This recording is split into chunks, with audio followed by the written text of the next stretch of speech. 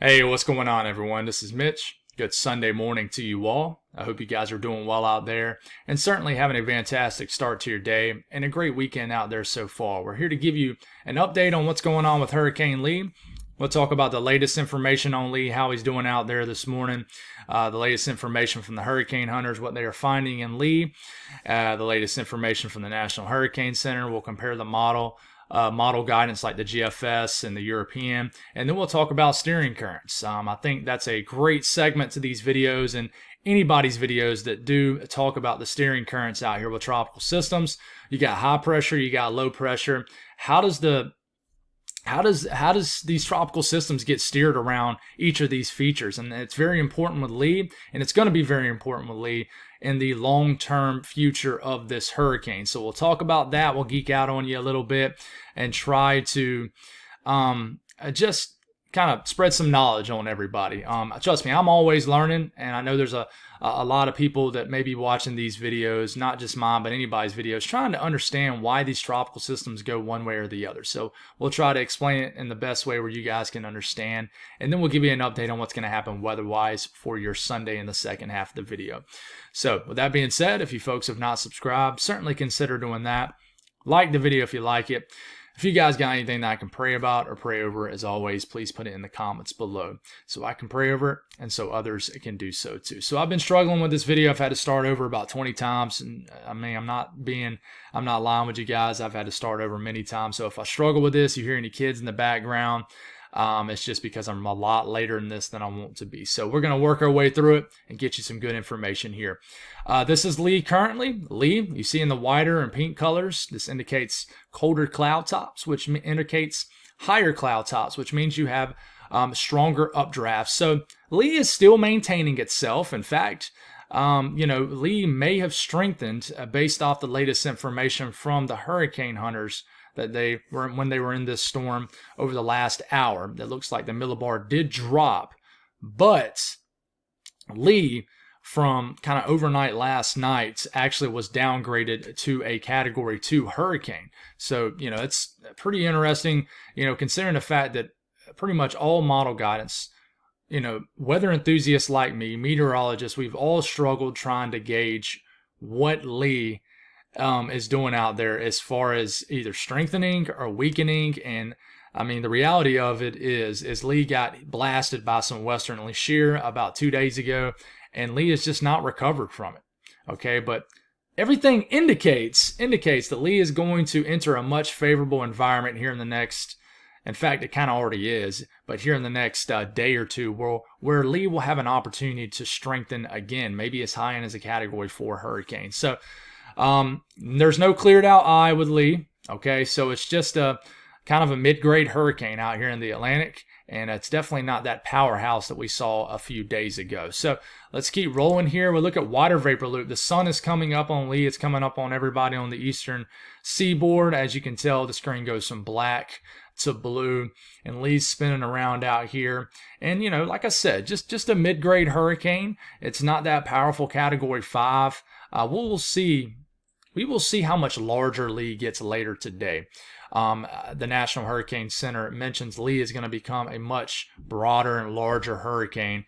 And if you look at some model guidance, it definitely points to that. So it looks like Lee will expand in size, but that doesn't mean that Lee is necessarily going to become a more stronger hurricane. What it does mean is Lee's wind field could expand. So that's something to watch for anybody who is impacted on down the road with Lee. But here it comes, kind of churning in the western Atlantic and just north and northeast of the Leeward Islands. Okay, hopefully this works for me, and it is. We're good. So all models indicate that this will continue to move west-northwest, okay, and then eventually maybe due west, and then start to abruptly make a turn north. Okay, now I have a feeling that once this gets into this region right here, a lot of people out there in the public might start freaking out just because it's starting to get a lot closer to the Bahamas and the southeast coastline than maybe what people realized that it was going to. But all guidance does point to this turning north. Now I know I can hear right now a lot of people thinking or saying that, well, model guidance has been wrong about the strength. It could be wrong about the steering. It could be. You got to always leave all options on the table, but we got to talk about what we think we know and we're pretty confident that this is going to make that turn. So let's go on and get this off your screen and keep rolling here. The latest recon mission, and they're actually about to fly through the center of Lee again. In fact, they are doing it. They're making the third pass through the center of Lee. But they have found, see this little plane? That's actually the hurricane hunters currently. They have found a 951 millibar low pressure hurricane. So this indicates that Lee is a little bit stronger than the last update from the Hurricane Center. Okay, they have not upgraded that 958 any lower though, but the last pass did find a 951, and what we know is when that millibar does drop, that indicates a stronger storm system. What I want you to also notice is we have a couple areas of interest out here now. There is some long-range model guidance pointing to another tropical wave that we need to potentially watch out for. Okay, we'll talk a little bit on that in this video. We got Margot out here, 50-mile-per-hour tropical storm. Not much to mention on her. It looks like she is going to just be a fish storm, but we will certainly keep an eye on her, but nothing to really discuss right now. The latest information from the National Hurricane Center with the cone, and there it is. There's that abrupt turn north, and you see how the M re-pops up on your screen. So we're thinking this is going to go back to major status, which is a Category 3 or higher, sometime tonight, maybe this evening. And then eventually it will weaken back into just a Category 2 or lower hurricane. And you see that turn north. Bermuda right on the edge of that cone of uncertainty. So it's a 105-mile-per-hour hurricane moving west-northwest at 9 miles per hour per the latest information. And see if we got another one. Nah, that's the latest stuff. Let's look at Zoom Earth here. Like I said, you know, it should strengthen. It should back into a major hurricane. It might not. It might not. Category 3 major hurricane sometime tonight, Monday, 2 a.m. And then it could undergo, you know, some moderate strengthening. It might make it all the way to 130-mile-per-hour Category 4 hurricane sometime like late Monday night. And then, you know, with this, it indicates some pretty decent weakening as it makes that turn north. Now, it might broaden out to a larger hurricane, and the wind field might broaden out, but the winds won't be as intense near the core as it begins to potentially somewhat merge with a trough, and typically it starts to lose tropical characteristics. Maybe not at this point, but especially as it gets further north. So this is Lee. This is that cone. This is a great site, guys. Zoom Earth is an awesome site available to the public. So let's look at the latest model guidance. Euro, you know, don't focus too much on the strength of Euro, of these models. We're really just looking at this as far as the path. Now, I did talk about the strength of the Euro in last night's video. It had it hitting like a 910 millibar hurricane, which would be a high-end Category 5 hurricane. The Euro is no longer doing that, not even close. So it is wild, the wild swings with the strengths of these tropical systems. You can tell that the models are struggling with what Lee is going to do also as far as strength. But the path, okay, starting it off this morning, but this is Monday morning, okay, does indicate that number dropping, indicating we're going to get some strengthening over the next, sometime inside the next 48 hours. And then it might move due west sometime Monday into Tuesday, and then it begins to feel that weakness sometime into Wednesday, and then it makes that turn north, and then we're starting to watch Bermuda at this point. We look at the next frame, and here comes, and this is the Euro 2, here comes Lee sneaking up at the bottom of your screen, gets close to Bermuda, okay, but not close enough to bring any devastating impacts or anything, sometime Thursday into Friday, okay, and then here it comes. Remember the last Euro yesterday had this plowing into southern New England? It's not doing that anymore. Old windshield wiper effect, right? So that's good news for the U.S. homeland, but not great news for Nova Scotia as this comes up around this time next week. Well, this is probably like next Saturday night. Here it comes. It definitely, the Euro definitely makes landfall for our neighbors here in Nova Scotia sometime next Sunday. That's the latest run of the Euro. So, you know, I've said it a few times in the last several videos. If I had to say one place this was going to make landfall in, I would say Nova Scotia. That's not me saying, that's 100% going to be what I think is going to happen. But if I had to name one place, it would be Nova Scotia. The latest Euro would make landfall in eastern areas of Nova Scotia and then go on to also affect Newfoundland to make a secondary landfall. Now, this would probably be post-tropical at this point. It would lose a lot of its tropical characteristics. And look how large this system becomes. Now, I'm not saying this entire area in green is going to be a massive hurricane, as you need to get closer to the center, but it is wild how much this expands. What does the latest GFS do? And I just realized I had a cat in here. That's unfortunate. Well, it's not unfortunate. She just wants attention, but likes to jump on my lap and dig her claws into my leg in the middle of making a video. But anyways, the GFS indicates that little bit of strengthening once it gets right here deep into the Western Atlantic.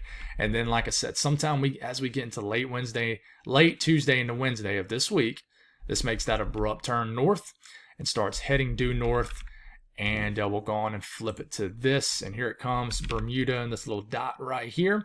It misses Bermuda enough to a point where maybe it gives you guys some outer bands, but no massive hurricane impacts as of now. The models have been very consistent on this, making a somewhat close pass to Bermuda to the west, but definitely far enough away where I think you guys will be okay. But it is still something to watch. I wouldn't be surprised they throw up tropical storm watches or warnings up for Bermuda, just with this storm being so strong and pretty close. So you keep this going here, and the latest GFS, instead of moving this due north, starts to move it northeast, which is good news, but it's just one model run, right? But it is, I'll tell you what, the GFS has had less wild swings than the Euro. The GFS is kind of consistently, for the most part, kind of took it into this range right here. Maybe the down east areas in Maine sometimes, and Nova Scotia most of the times. But we'll stop it here. It's coming up on next Saturday morning, and here it comes creeping up on your screen down here for my folks in Canada watching in Maine. This makes looks like it's about to make landfall in western Nova Scotia, and then eventually starts to abruptly really get a move on northeast and actually misses landfall in Nova Scotia and makes landfall in Newfoundland sometime about 7 to 8 days from now. Okay.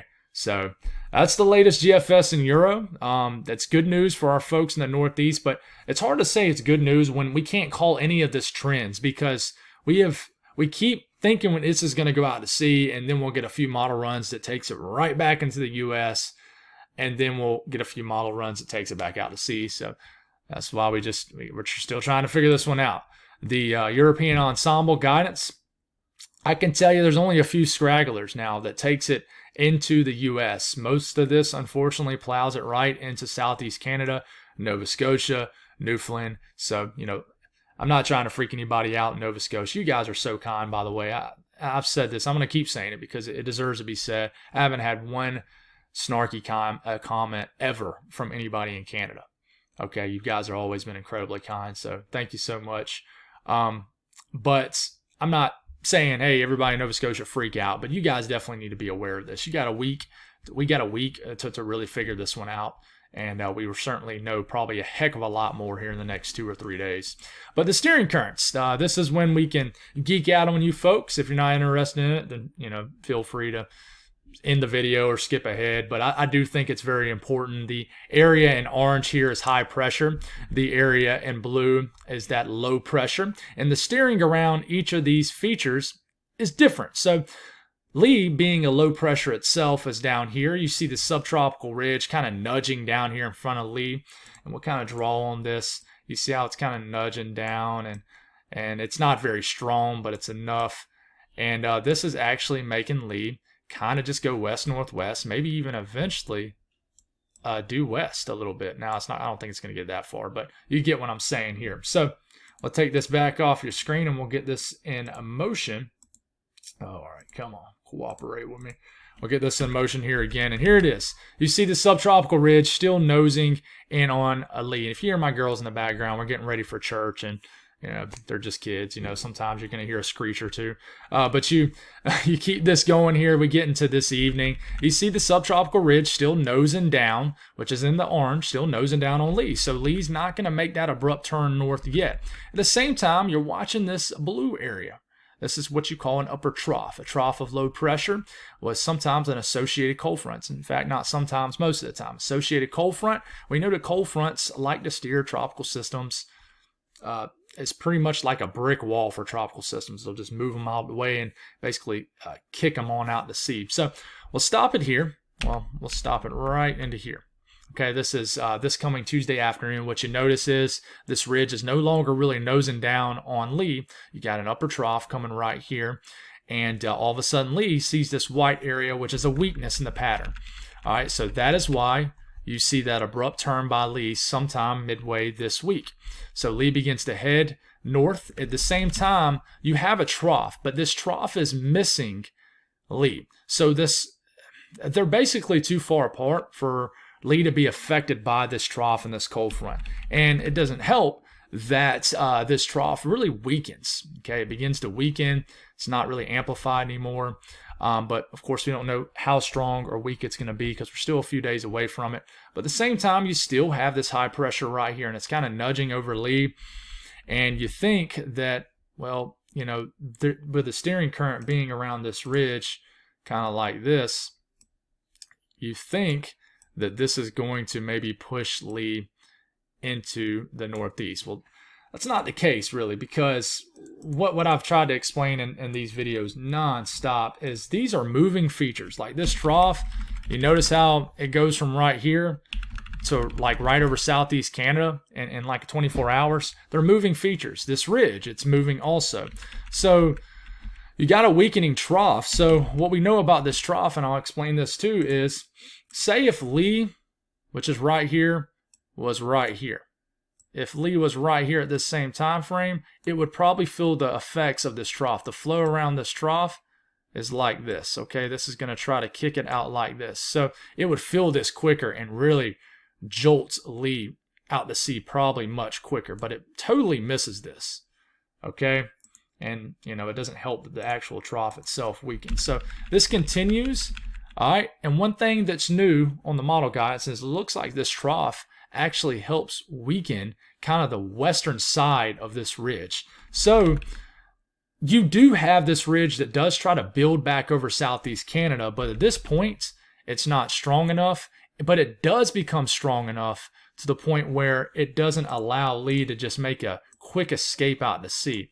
Okay, unfortunately, it does build back in. You see these more oranger colors right here. It does build back in hard enough to where this is basically going to try to steer it and basically prevent it from going just on out to sea. So that's why ultimately, when you keep this going here, this kind of plows right into Nova Scotia. So if you notice right here, it looks like this ridge is scooting on out and it looks like it's weakening.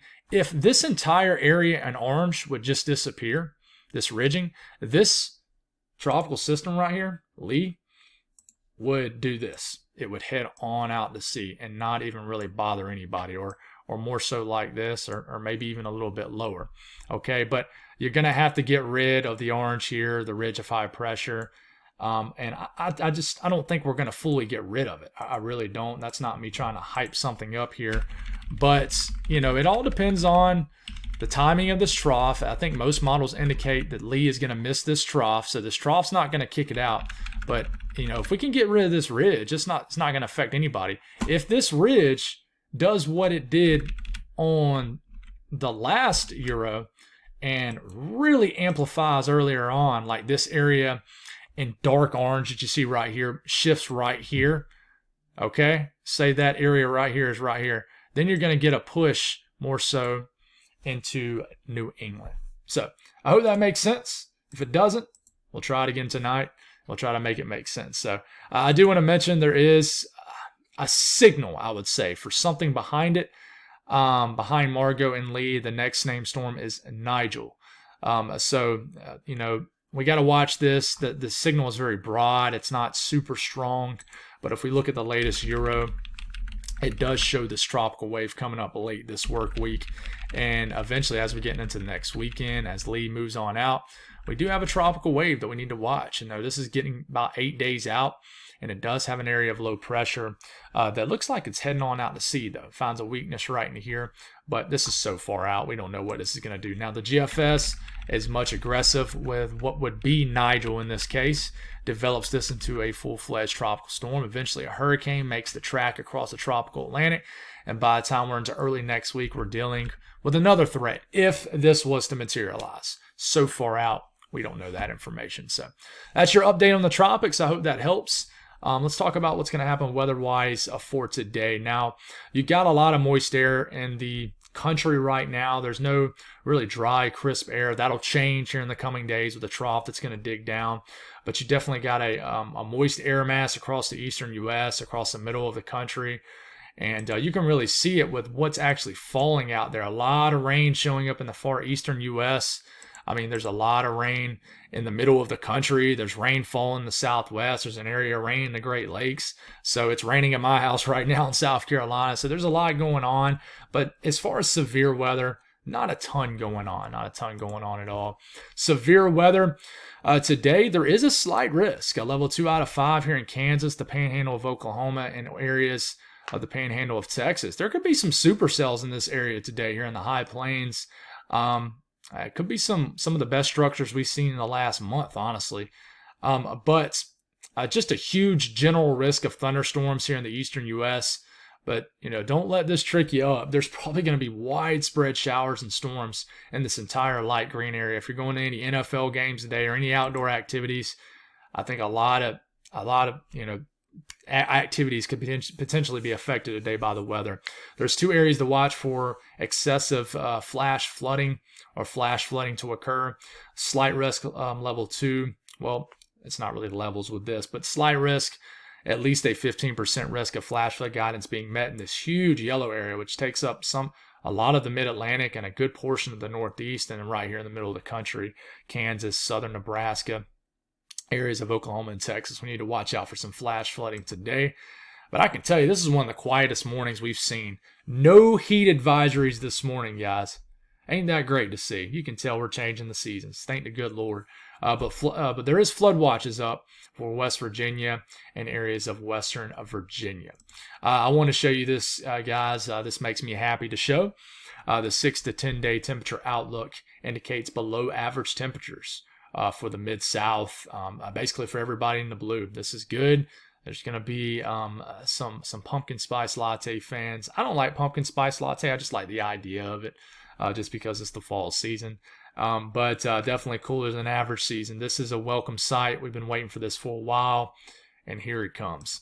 The Southeast today, a lot of shower and storm activity. It's going to be difficult to pinpoint exactly where these will happen, but you know, basically anybody in the Southeast could get an isolated downpour or two. We'll get a little bit closer to this. It's going to be impossible to gauge the rain today, guys. If you're trying to go look at your hourly forecast, it's not going to nail it. What I can tell you here is it looks like more consolidated showers and storms will get going in the mountains of Virginia and West Virginia, maybe even North Carolina too. We could get some storms to get going in the coastal areas of the Carolinas and Georgia.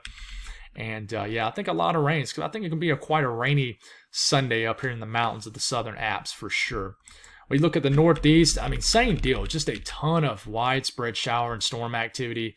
I mean, from West Virginia, Western Virginia, Pennsylvania, the southern tier of New York State, all of New York State, eastern Pennsylvania, central Pennsylvania, New Jersey, southern New England, Rhode Island, Connecticut, Mass, Maine. You know, I'm sit here and spit out every single state in the lower 48. But everybody in the Northeast, guys, has a pretty much an equal chance to see a good bit of rain today. I would say southern New England probably is going to see multiple rounds and probably could see the most of it. In fact, you know, you see southern New England right here, 1 to 2 inches, maybe 3 inches of rain could fall between now and the next 24 hours. You can see a highlighted area down here, and then even in Vermont, New Hampshire, into areas of the valleys of New York State and Maine. Definitely going to be a wet Sunday for you folks. Just a good afternoon to take a nap, stay inside, and just chill.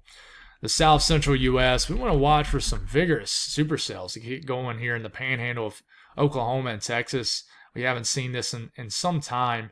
But definitely some storm action right here in the southern high plains. And we get a little bit closer to this. If you live out here, be careful. It's the panhandle of Texas, western Kansas, southwest Kansas, the panhandle of Oklahoma. These storms could pack a punch. Large hail, strong winds, and I wouldn't rule out a tornado threat. It's low, but I mean, it's not non-existent.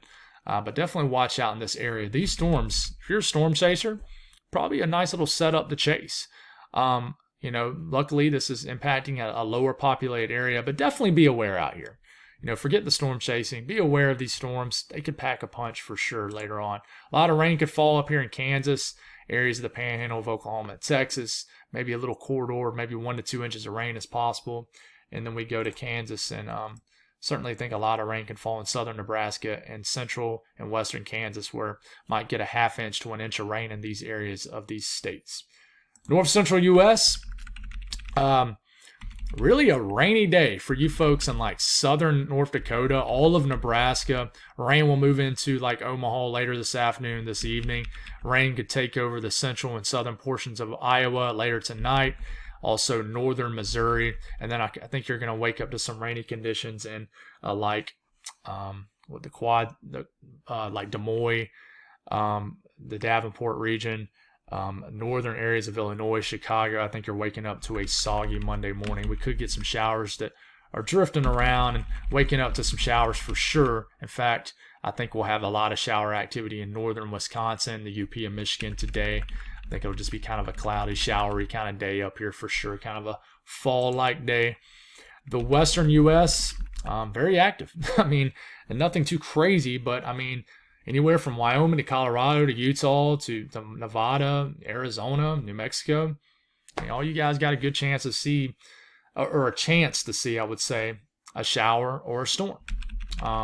So, I think that if you live in eastern Colorado, I think it'll be much more widespread later this afternoon into tonight. In fact, a lot of rain could fall in areas of eastern Colorado later tonight. So be aware of that. Temperatures not hot really for anybody. I mean, deep in South Texas, still pretty warm, but nothing too crazy. It's honestly not too bad today, temperature-wise. I think most of it is because cloud cover, rain, cold air. It's very nice up here in the northern plains, 60s and 70s. Temperatures out west, here you go, warming up as above average temperatures are beginning to creep into the western U.S. But that's all I got, guys. Thank y'all for tuning in. Sorry for the late video. God bless all y'all, and have a great Sunday.